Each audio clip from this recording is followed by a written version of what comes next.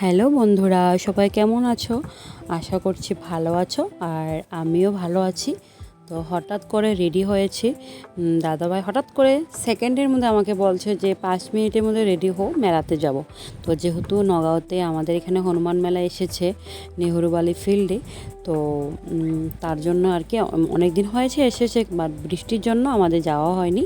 তো আমি এই ড্রেসটা পরে দেখছিলাম, আমার মানে ওয়েটটা অনেক কমেছে আর পেটটা অনেক কমেছে, তার জন্য একটু আয়নাতে দেখছিলাম আর কি। আর আমি রেডি হয়ে বসে আছি, তোমাদের দাদাভাই রেডি হয়নি। তো আজকে আমি তোমাদের সাথে একটা ঘটনা শেয়ার করব আমার সাথে হয়ে যাওয়া। তো ফার্স্ট অফ অল তোমরা বলবে তো নগাঁও নেহরুবালি হনুমান মেলাতে কে কে এসেছো, আর আমার সাথে ঘটে যাওয়া ঘটনাটার কথা তোমাদেরকে শেয়ার করব। তোমরাও বলবে তো কার কার সাথে এমন হয়েছে।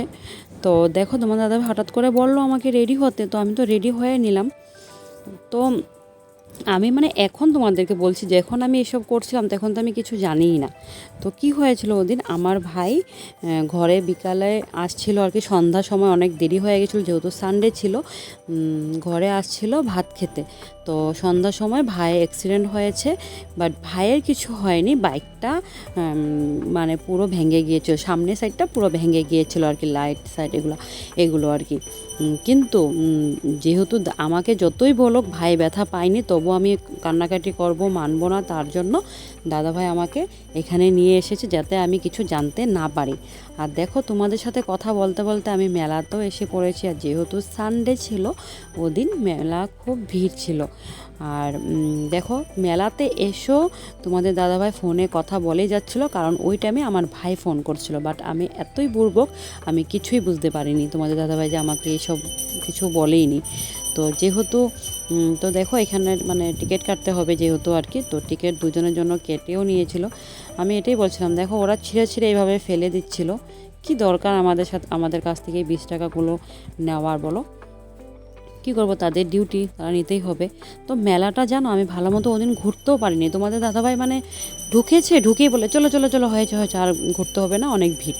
তো আমি তো এইসব কিছুই জানি না, বাট এখন বুঝতে পারছি দাদাভাই আমার জন্যই বলছিল যে আমি কান্নাকাটি করব, যেহেতু বুঝবো না তার জন্য আর কি।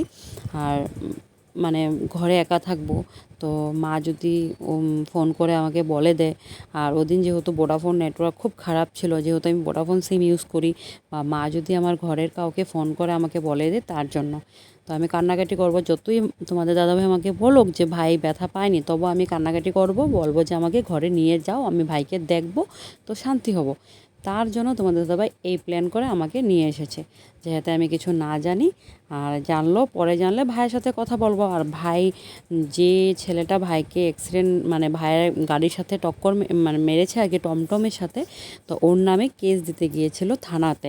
তো এসব হচ্ছিলো, আমি তো কিছুই জানি না, আমি তো মেলাতে ঘুরছিলাম, আমি দাদাভাইকে বকা দিচ্ছিলাম, কেন এখন মেলা তো পুরো ঘুরিয়ে নি, তুমি বলছো যে চলে যাবে, আয় এদিকে মেলাতে নিয়ে এসেছো আর আমাকে কিনেও দিচ্ছ না।